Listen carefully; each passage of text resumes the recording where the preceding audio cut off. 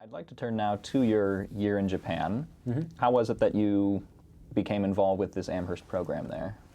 One of I believe the first Japanese individual to have graduated from an American college was a man named Joseph Nishijima, who graduated from Amherst. I used to know the date, a long time ago, sometime in the 19th century.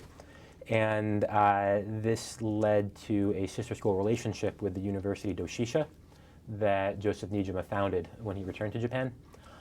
So I applied for a fellowship my senior year that allowed me the opportunity to stay in Japan for a year, and studied for 1 year Japanese while at Amherst, so I was able to speak Japanese really poorly.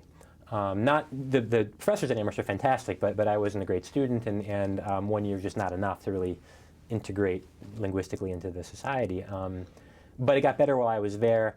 I actually, on the high holidays, I went to a synagogue in Kobe. There's a synagogue that's been there for quite some time, and that was quite an experience. Probably it was in,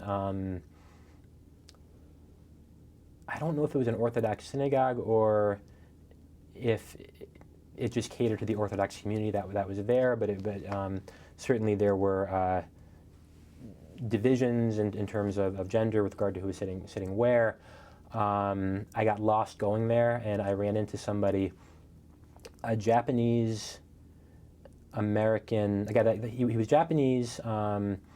He'd grown up in Southern California, and so the English he spoke had a slight Southern California, almost Chicano accent.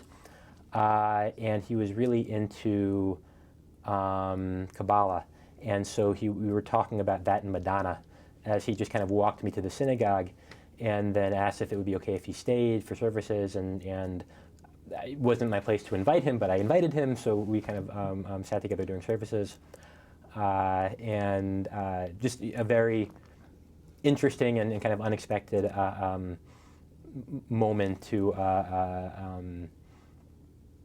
you know, on that particular high holiday in Kobe. So.